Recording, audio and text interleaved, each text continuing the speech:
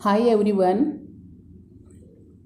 हमारा जो चैनल है STC फॉर यू, उसके ऊपर आपने बहुत सारे 8th क्लास के वीडियोस देखे होंगे। उसमें सारे सब्जेक्ट आपने देखे होंगे।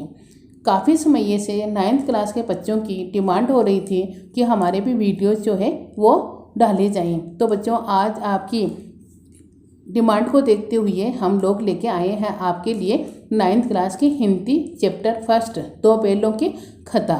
तो बच्चों, मैं आपको बता दूं कि अपन 8th क्लास में जो थे वो अपन एक ही पुस्तक में जो थे गद्य और काव्य दोनों चीज़ पढ़ रहे थे बच्चों। अब 9th क्लास जो है आपका थोड़ा ऊपर स्टूडेंट हो गया, तो उसके लिए आपको दो अलग अलग बुक है, एक है गद्य और दूसरा है काव्य। ठीक है बच्चों, तो आज अपन जो है गद्य भाग जो है वो पढ़ेंगे, दो बैलों की कहानी। इससे पहले बच्चों मैं आपको बता दूं कि 9th में आपके लेखक परिचय, उनका जीवन परिचय, ये चीज़ें जो है वो आती है। तो मैं आपको एक बार लेखक का जीवन परिचय जो है वो बता दूं, ताकि आप लेखक का जीवन परिचय अच्छे से समझ पाओ।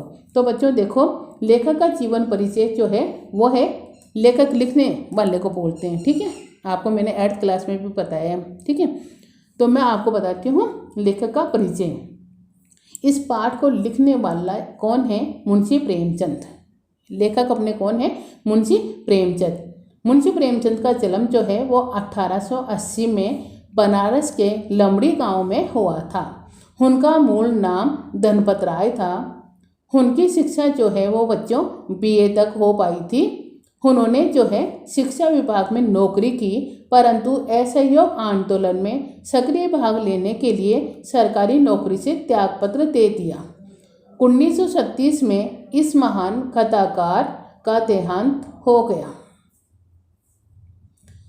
प्रेमचंद जी की कहानियाँ मानसरोवर के 8 भागों में संकलित है। तो ये है बच्चों अपना लेखक का जीवन परिचय। अब अपन चलते हैं पाठ में। तो पाठ का पहले मैं आपको थोड़ा सा समरी बता देती हूँ, ताकि आपको पाठ अच्छे से समझ में आ जाए। ठीक है बच्चों, तो पाठ देखो अपना, दो बैलों की कथा। लेखक कौन है? मुंशी प्रेमचंद।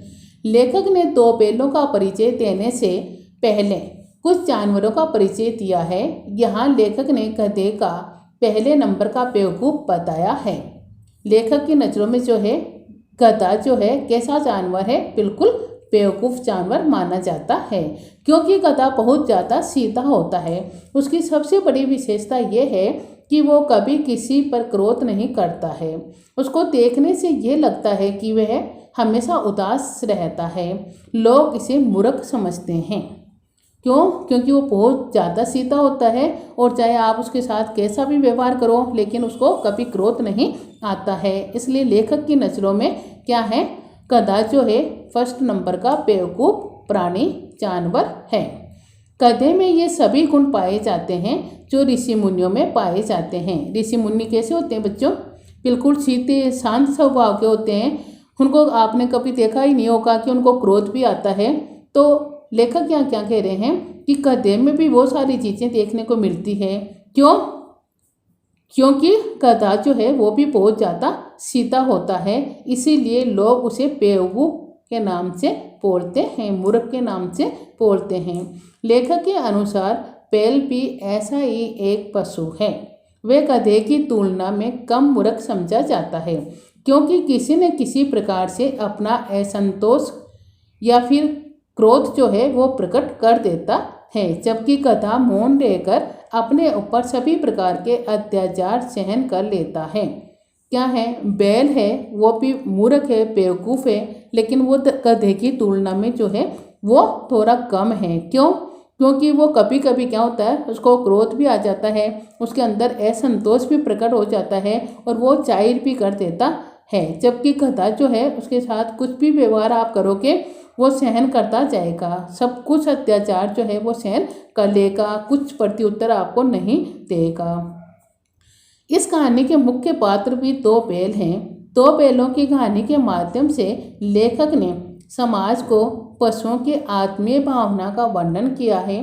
प्रेमचंद ने इस कहानी में यह बताया है कि स्वतंत्रता जो है बच्चों अपने को सहज ही नहीं मिलती है, इसके लिए हमारे को बार बार संघर्ष करना पड़ता है। तो बच्चों अपन ये तो थी अपनी पाठ की समरी। अब अपन चलते हैं पाठ के अंदर। ठीक है, तो इस पाठ की जो है 5 जैसे जो है भाग है, फर्स्ट, सेकेंड, थर्ड, 4, 5। तो मैं आपको आते आते करके जो है बता देती हूँ, क्योंकि एक साथ तो अपना वीडियोस बहुत ज़्यादा लंबा हो जाएगा। तो बच्चों अपन चलते हैं पाठ में। जानवरों में गधे को सबसे बुद्धिहीन मूर्ख माना जाता है, क्योंकि वह सबसे सीधा तथा सहनशील है। वह दुख सुख तथा हानि लाभ दोनों में ही एक समान रहता है। गधे के साथ आप कैसा भी व्यवहार करो, चाहे उसको बहुत अच्छे से रखो, बहुत ज़्यादा जो है खुशी दो, चाहे आप उसको दुख दो, उसको किसी प्रकार की कोई प्रतिक्रिया वो नहीं करेगा, बल्कि उसको दुख और सुख जो है बिल्कुल समान जो है नज़र आते हैं। किसी प्रकार का वो तुलना नहीं करता है। भारतीयों को इसी सहनशीलता तथा सीधेपन के कारण अफ्रीका और अमेरिका में अपमान सहन करना पड़ता है।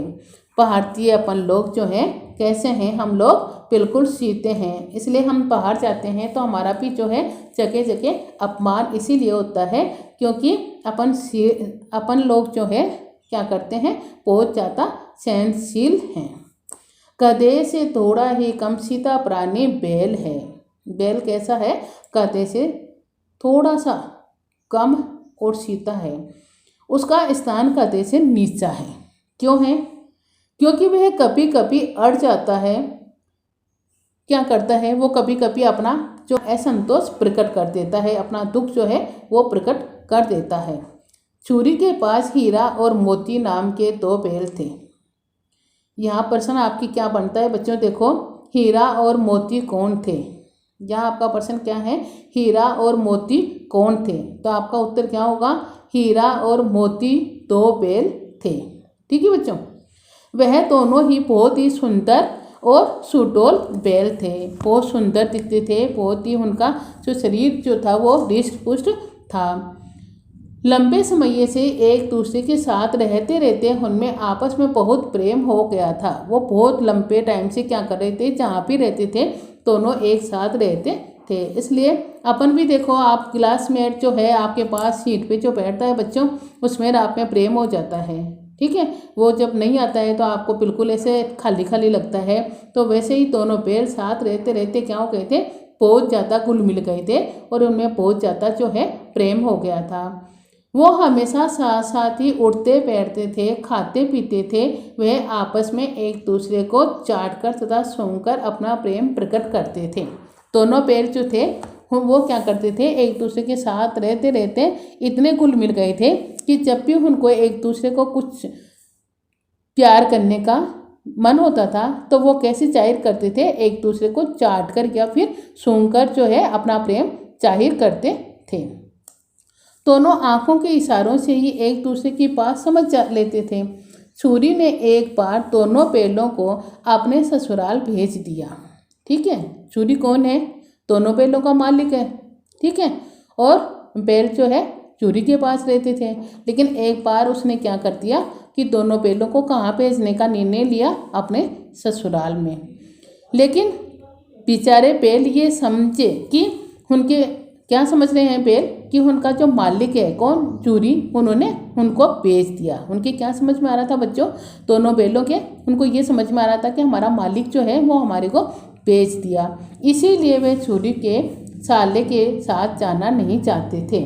चूरी का जो साला था उसके साथ दोनों बैल जाना नहीं चाहते थे। क्यों नहीं चाहते थे, उनको ये लग रहा था कि हमारा मालिक जो है उनको बेच दिया। लेकिन फिर भी वो क्या हुआ कि तैसे तैसे करके उनके साथ वहाँ चले गए, लेकिन उनका मन वहाँ बिल्कुल भी नहीं लगा। यहाँ प्रश्न आपके दूसरा क्या बन रहा है बच्चों, यहाँ प्रश्न आपके ये बन रहा है, चूरी के साले का क्या नाम था। तो गेस करो बच्चों, क्या नाम था। चूरी के साले का नाम गया था।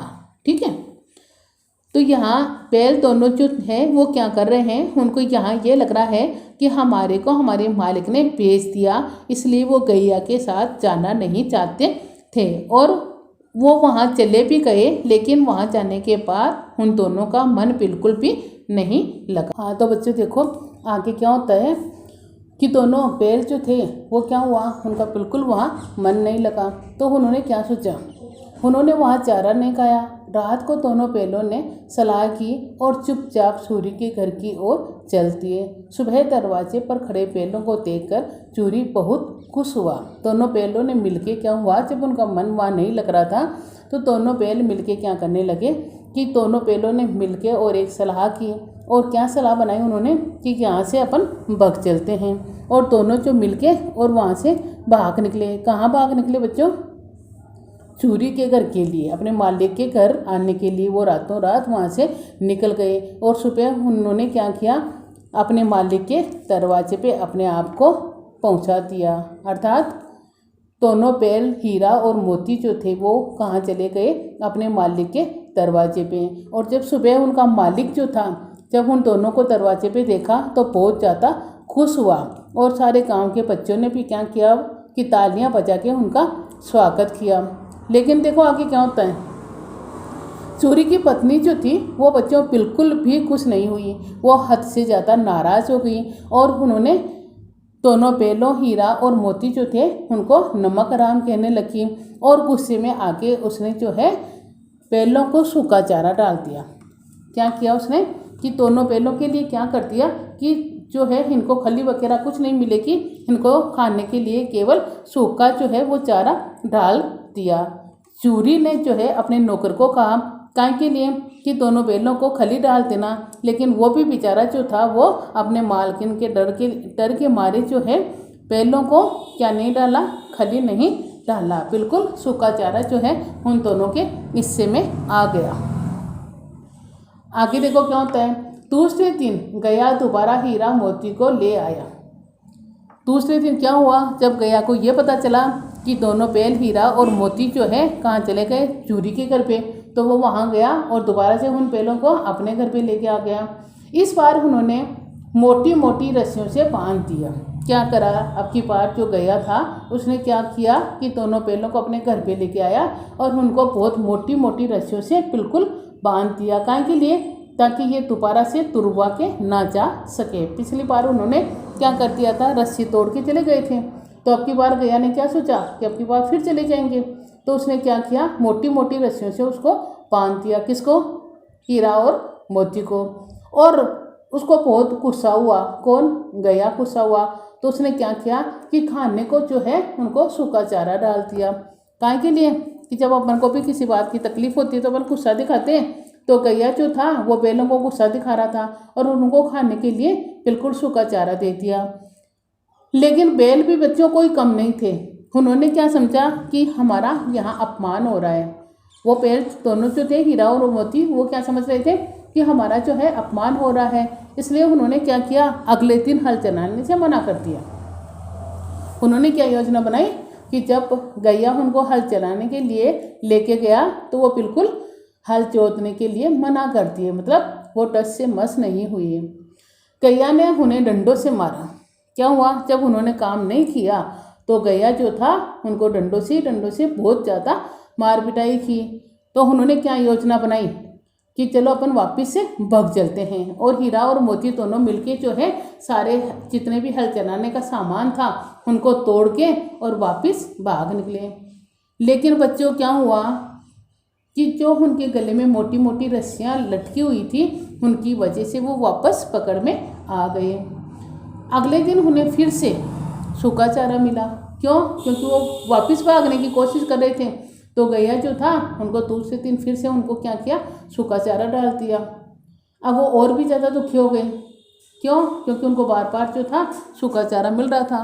तो दोनों ने मिलकर तय कर लिया कि हमारे को सूखा चारा बिल्कुल खाना ही नहीं है। तो उन्होंने नांद के अंदर मुँह नहीं डाला कि सूखा चारा हमें खाना ही नहीं है। लेकिन शाम के समय ये बहरों की नन्ही लड़की जो है वो 2 रोटियां लेके आई और उन्हें खाकर वो खुश हो गई। क्या हुआ कि शाम के टाइम जो है एक छोटी सी बच्ची, नन्ही सी बच्ची जो थी वो 2 रोटियां लेके आई और दोनों बैल हीरा और मोती दोनों रोटी खा के और प्रसन्न हो गए, बहुत ज़्यादा खुश हो गई। अब बच्चों आप कहोगे मैडम ये भैरव कौन है, ठीक है। तो बच्चों भैरव जो थी वो गैया की दूसरी पत्नी थी, ठीक है बच्चों। गैया की जो दूसरी पत्नी थी उसका नाम क्या था, भैरव, ठीक है बच्चों। तो अगर आपको पाठ समझ में आ गया हो और अगर आप पाठ में इंटरेस्ट रखते हो तो मेरे वीडियो को लाइक करना, ठीक है बच्चों। अब अपन मिलते हैं नेक्स्ट वीडियो में। अगला जो पार्ट है आधा अपना पाक रह गया वो अपन नेक्स्ट वीडियो में मिलते हैं, ठीक है बच्चों। Bye bye.